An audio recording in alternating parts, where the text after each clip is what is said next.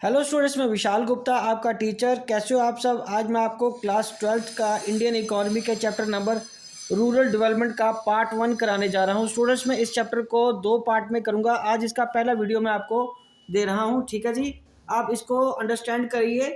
Okay जी, चलिए हम start करते हैं। रूरल डेवलपमेंट का मीनिंग एंड सिग्निफिकेंस क्या है। सबसे पहले हम बात करते हैं इसके मीनिंग की।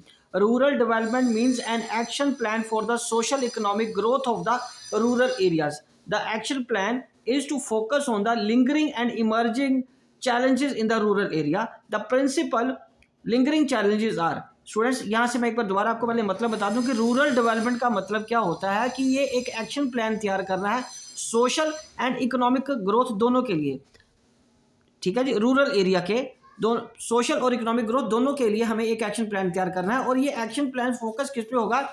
Lingering and emerging challenging. Lingering मतलब जो काफ़ी देर से लटकती हुई प्रॉब्लम चल रही हैं, लटकी हुई प्रॉब्लम्स जिसका अभी तक कोई सोल्यूशन नहीं निकला। और इमर्जिंग जो आज की डेट में नई इमर्जिंग नई प्रॉब्लम्स जो चैलेंज बन के आ रही हैं, ठीक है जी। उसको कैसे सामना किया जाएगा रूरल एरियाज में, उसको कैसे टैकल किया जाएगा। तो लिंगरिंग चैलेंजेस कौन से हैं? लिंगरिंग चैलेंजेस जो अभी तक लटक रहे हैं, तो जिसका सोल्यूशन आज तक हमारे पास नहीं अवेलेबल हुआ, वो है चैलेंज ऑफ रूरल क्रेडिट। मतलब अभी भी ये एक चैलेंज है कि रूरल में क्रेडिट मतलब उधार उन लोगों को समय पे नहीं मिल पाता, क्रेडिट फैसिलिटीज़ अवेलेबल नहीं है। चैलेंज ऑफ रूरल मार्केट मतलब उनको मार्केटिंग की भी दिक्कत है। चैलेंजेस ऑफ रूरल मार्केटिंग में क्या दिक्कत है कि उनके पास यही उनको समझ नहीं है, या उनके पास इतनी अपॉर्चुनिटीज़ या संसाधन नहीं है कि वो अपने सामान को, अपने तैयार सामान को कैसे बेच सकें। और इमर्जिंग चैलेंजेस क्या है? द नीड फॉर डाइवर्सिफिकेशन और प्रोडक्टिव एक्टिविटीज़। कि इमर्जिंग क्या है कि आने वाले समय में जो मॉडर्न समय आज का समय चल रहा है, या जो आने वाला समय में उसके समय में वो डाइवर्सीफाई कैसे करें अपनी प्रोडक्टिव एक्टिविटीज़ को या प्रोडक्शन एक्टिविटीज़ को। डाइवर्सीफाई का मतलब है कि वो एग्रीकल्चर के साथ साथ वो ऐसा और कौन सा काम करें कि उनकी आउटपुट भी जनरेट हो और उन्हें वो अर्निंग भी हो। और need for finance organic farming. और आने वाले समय में या इस समय में जो मॉडर्न समय आज का जो चल रहा है, उसमें नीड फॉर ऑर्गेनिक फार्मिंग को उन तक कैसे समझाया जाए उनको, और कैसे उनको इस चीज़ के लिए रेडी किया जाए कि वो ऑर्गेनिक फार्मिंग की तरफ आएँ। और इसकी सिग्निफिकेंस क्या है? The significance of rural development emerges from the fact that the bulk of our population lives in rural area. इसकी ज़रूरत क्यों है? क्योंकि हमारे देश में बहुत ज़्यादा पॉपुलेशन अभी भी रूरल एरियाज़ में रहती है, लोडेड विद एब्जेक्ट पॉवर्टी, जो ना ख़त्म होने वाली गरीबी के बीच में रह रही है। Overall growth of the economy would be distant economy unless it is and aligned with the growth and development of the rural areas. तो जो हमने अपनी इकोनॉमी का ग्रोथ का रोल देखा हुआ है, डिस्टेंट इकोनॉमी बनी रहेगी तब तक वो, जब तक कि वो growth and development of rural areas की नहीं होगी, तब तक वो जो गोल है हमारा ओवरऑल डेवलपमेंट ऑफ हमारे इकोनॉमी की ग्रोथ का, तब तक वो अचीव नहीं हो पाएगा जब तक हमारे रूरल एरियाज़ के पॉपुलेशन को प्रॉपर तरीके से उनकी ग्रोथ नहीं होगी। बिकॉज हमारी मैक्सिमम पॉपुलेशन कहाँ रहती है? मैक्सिमम पॉपुलेशन अभी भी हमारी लिव्स इन रूरल एरियाज़। तो जब तक इनकी ग्रोथ नहीं होगी तब तक हमारे देश की ओवरऑल डेवलपमेंट या ओवरऑल ग्रोथ नहीं हो सकती, ठीक है जी। तो ये था पहला इसका मीनिंग से रिलेटेड। अब हम आगे बात करेंगे लिंगरिंग चैलेंजेस क्या हैं रूरल डेवलपमेंट के। सो स्टूडेंट्स, लिंगरिंग चैलेंजेस में सबसे पहला चैलेंज, जैसे कि हमने पहले भी बात करी है, वो है rural credit and agriculture marketing का। तो पहले डिस्कस करते हैं रूरल क्रेडिट। रूरल क्रेडिट का मतलब क्या है? रूरल क्रेडिट और agriculture credit means credit for farming, किसानी के लिए, खेती बाड़ी के लिए क्रेडिट देना। So credit is a life line of the farming activities. Students, जो क्रेडिट है लाइफ लाइन है फार्मिंग एक्टिविटीज के लिए रूरल एरियाज में इंडिया में। This is because of two reason. Because पहला रीजन है most farming families in India are small and marginal holders. और वो गरीब और छोटे कम पैसे कमाने वाले लोग हैं, बहुत कम उनकी इनकम होती है, उनके पास कैपिटल नहीं होती, producing just enough for subsistence. और सिर्फ वो इतना ही उगा पाते हैं जिनसे उनका अपना गुजारा हो सके। दे सेल्डम जनरेट सरप्लस और फर्दर इन्वेस्ट। वो कभी कभार ही, या कह लो कि बड़ी मुश्किल से, या नामात्र ही, वो उनके पास सरप्लस बचता ही नहीं है ताकि वो फर्दर आगे उनमें पैसा अर्न कर सके, उनको मार्केट में बेच के पैसा अर्न कर सके और उससे प्रॉफिट अर्न कर सकें और आगे इन्वेस्ट कर सकें। The need for credit therefore is unavoidable. तो इसलिए ऐसे तरीके के लोगों के लिए, ऐसी जनसंख्या के लिए, ऐसे फार्मर्स के लिए हमारे लिए क्रेडिट प्रोवाइड करवाना एक बहुत बड़ी ज़रूरत है। So the gestation lag between sowing and harvesting, मतलब वो जो टाइम गैप है, सोइंग मतलब बीज बोने से लेके खेती पूरी होके उसको काटने तक का जो टाइम है बहुत ज़्यादा है। तो इसके बीच में भी उनको पैसा चाहिए होता है, क्योंकि वो गरीब हैं, वो मार्जिनल हैं होल्डर्स है। मार्जिनल होल्डर्स का मतलब है वो गरीबी रेखा के आसपास रहने वाले लोग हैं, तो उनके पास ये टाइम गैप बहुत ज़्यादा है, 8 महीने 6 महीने, ठीक है। इतना फसल को उगाने से लेके फसल आने तक और मार्केट में बेच के उनके पैसे आने तक बहुत लंबा टाइम गैप होता है। तो इसके बीच में भी तो उनकी ज़रूरतें होती हैं ना, उसको पूरा करने के लिए उनके पास पैसे नहीं होते, जिसकी वजह से उनको क्रेडिट पे डिपेंडेंट रहना पड़ता है। So credit need of the typical Indian farmers are broadly classified into 3 categories. तो 3 कैटेगरीज में कैसे बांट सकते हैं?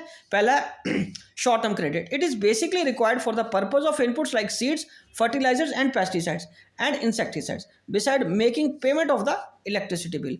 मतलब उनको स्मॉल या यूँ कह लीजिए थोड़ा लोन चाहिए या थोड़े समय के लिए लोन चाहिए, less than up to 1 years तक के लिए चाहिए। तो वो किसके लिए चाहिए होता है? इनपुट्स लाइक सीड्स के लिए, बीजों के लिए, फर्टिलाइजर के लिए, पेस्टिसाइड एंड इंसेक्टिसाइड्स के लिए, ठीक है, और पेमेंट करने के लिए इलेक्ट्रिसिटी बिल की। और मीडियम टर्म लोन क्या है? वो जो आपको पता है 12 महीने से लेकर 5 साल तक, मतलब 1 साल से 5 साल तक का होता है। वो परचेज ऑफ मशीनरी के लिए, कंस्ट्रक्शन ऑफ फेंसेस, मतलब बाड़ लगाने के लिए, बाउंड्री भी कह सकते हो, बाउंड्री वॉल तो नहीं कहेंगे, बाउंड्री लगाने के लिए खेत में, ऐसे उसको बाउंड्री लगाने के लिए मशीनरी। अब आप कहोगे कि सर उसमें खेती बाड़ी में कौन सी मशीनरी आती है? बेटा आपका वो आपके ट्रैक्टर हो गया, उनके थ्रेशर्स हो गए, ठीक है जी, उनका टुल्लू पंप हो गया, ये भी तो मशीन है। डिगिंग द वेल, खेत में वो क्या कहते हैं, कुआं खोदने के लिए, for a period ranging between 12 to 5 months 5 years, 12 months to 5 years, मतलब 1 साल से 5 साल। लॉन्ग टर्म क्रेडिट क्या है? The purchase of additional land के लिए, मोर देन 5 years के लिए ना, तो ये किसके लिए चला गया? मोर देन लॉन्ग टर्म, मोर देन 5 years। तो इसमें क्या है? The purchase of additional land, the carrying out permanent improvement on the existing land, और एग्जिस्टिंग लैंड में इंप्रूवमेंट करने के लिए भी उनको पैसा चाहिए होता है। तो ये उनकी लॉन्ग टर्म की ज़रूरत है, ठीक है जी। तो ये था हमारा problems, lingering and emerging challenges. और उसके बाद 4th पॉइंट है इसका, उसके बाद अब हम बात करेंगे the period of such loans ranges between 5 से 20। ये तो मैंने आपको बता दिया कि लॉन्ग टर्म जो लोन होता है वो 5 से 20 साल के लिए चाहिए होता है। मतलब क्या हो गया कि जो शॉर्ट टर्म लोन है वो अप टू 1 year या 12 महीने के लिए, ठीक है जी, ये तो आपको पता ही है, ठीक है जी। और मीडियम टर्म लोन चाहिए होता है 12 महीने से लेके 5 साल, मतलब 1 साल से लेके 5 साल तक के लिए। और उसके बाद लॉन्ग टर्म लोन कितने के लिए चाहिए होता है? More than 5 year up to 20 years तक के लिए चाहिए होता है, ठीक है जी। तो ये हमारी ज़रूरतें, किसानों की ज़रूरतों को पूरा करने के लिए शॉर्ट टर्म की ये ज़रूरतें हैं, मीडियम टर्म की मैंने आपको बताया मशीनरी और कंस्ट्रक्शन के लिए, और लॉन्ग टर्म के लिए उनको लैंड खरीदने के लिए और परमानेंट इंप्रूवमेंट करने के लिए, ठीक है जी। तो चलिए अब आगे हैं sources of rural credit. Sources कौन कौन से हैं उनके पास रूरल क्रेडिट लेने के लिए? तो एक तो पहले उनके पास आता है इंस्टीट्यूशनल और दूसरा नॉन इंस्टीट्यूशनल। इंस्टीट्यूशनल में क्या आता है? एक तो लैंडलॉर्ड से पैसे लेने, दूसरा विलेज ट्रेडर से पैसे लेने, तीसरा मनी लेंडर से पैसे लेने, ठीक है जी। तो ये तो इंस्टीट्यूशनल नहीं है, ये तो नॉन इंस्टीट्यूशनल है, ये नॉन इंस्टीट्यूशनल है, सॉरी ये मैंने रिवर्स लिख दिया हुआ है, ये नॉन इंस्टीट्यूशनल है, मतलब जिसका कोई प्रॉपर पेपर उनको देने नहीं पड़ते। और यहाँ पे उनके साथ क्या होता है, यहाँ उनसे रेट ऑफ इंटरेस्ट ज़्यादा लिया जाता है और उनको कोई भी चीज़ गिरवी रखने की ज़रूरत नहीं पड़ती, जिसकी वजह से उनको रेट ऑफ इंटरेस्ट ज़्यादा लिया जाता है। तो इंस्टीट्यूशनल में कौन से आगे? इंस्टीट्यूशनल में कौन से आगे? गवर्नमेंट आ गया, कोऑपरेटिव एंड सोसाइटीज़ आ गया, कमर्शियल बैंक्स आ गए और रीजनल रूरल बैंक्स आ गए। तो स्टूडेंट्स मेनली मैंने ये इस तरीके से लिखा है कि नॉन इंस्टीट्यूशनल और इंस्टीट्यूशनल में फ़र्क क्या है। यहाँ पे किसानों को वहीं पे अपने जो गांव के लोकल बंदे हैं उन्हीं पे ही डिपेंडेंट रहना पड़ता है, बिकॉज उनके पास तो कागज़ पूरे नहीं होते, उनके पास वो गरीब है, उनके पास अपनी लैंड नहीं होती, उनके पास कोई चीज़ गिरवी रखने को नहीं होती। तो उस केस में वो इनके पास फंस जाते हैं और हायर रेट ऑफ इंटरेस्ट देना पड़ता है उनको, लैंडलॉर्ड से, शहर के बड़े बड़े ज़मींदारों से, गाँव के ट्रेडर से, क्योंकि उन्होंने उधार लिया होता है वहाँ से और उसके वो चक्कर में वो फंसे रहते हैं वो, और मनी लेंडर से, ठीक है जी। उसी तरीके से इंस्टीट्यूशनल मतलब यहाँ पे सरकार, कोऑपरेटिव सोसाइटीज़, कमर्शियल बैंक्स और रीजनल रूरल बैंक्स उनकी मदद करते हैं। ये इंस्टीट्यूशनल तरीके हैं ठीक है, आरबीआई द्वारा रिकॉग्नाइज तरीके हैं जिससे वो लोन ले सकते हैं। लेकिन यहाँ पे rate of interest no doubt कम होता है, पर उनको कोलेटरल देना पड़ता है। कोई चीज़ गारंटी रखने के लिए, गिरवी रखने के लिए कुछ ना कुछ उनको कोलेटरल के फॉर्म में देना पड़ता है। So following is a brief description of some important institutional agencies offering rural credit in India. Cooperative credit society, तो सबसे पहले है the cooperative credit societies provide adequate credit to the farmers at reasonable rate of interest.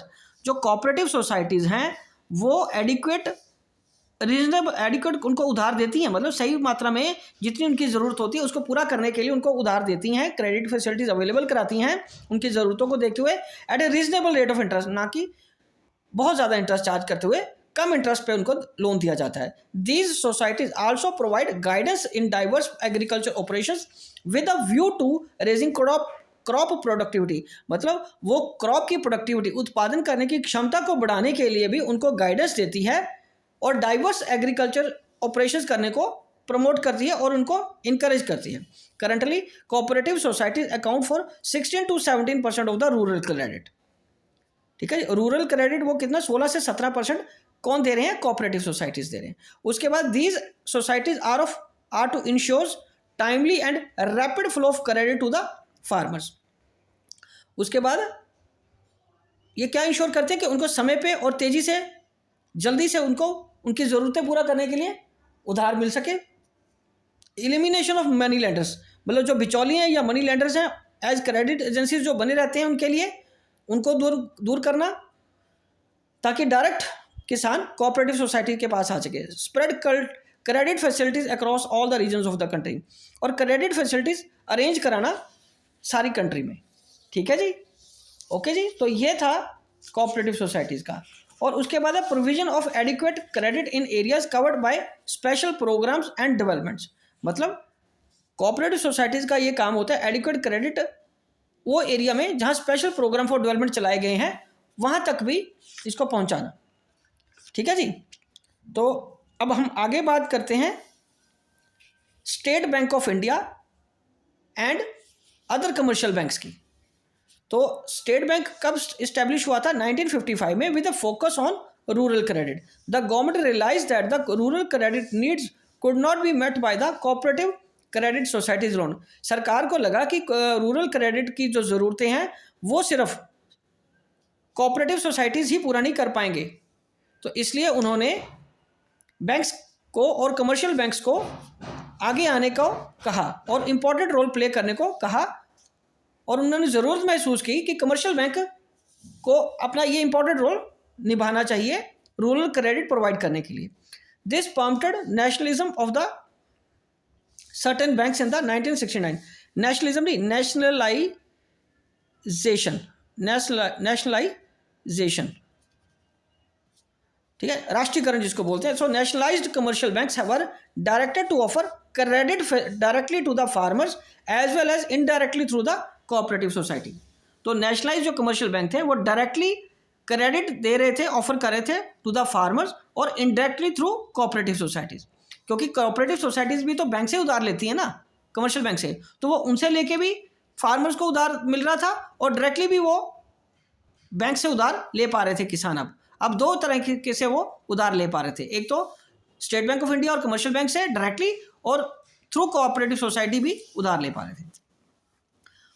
उसके बाद regional rural banks and land development banks were set up to promote credit supplies particularly in the remote rural areas and backward districts.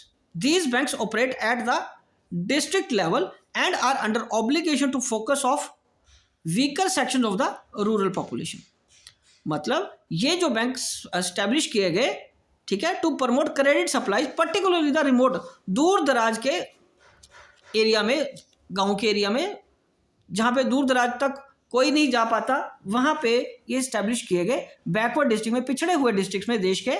These banks operate at district level, और district level पे operate करने को बोला गया इनको, and under obligation to focus, और उनकी जिम्मेदारी क्या लगाई गई कि weaker section of the population का ध्यान किस तरीके से रखा जाए।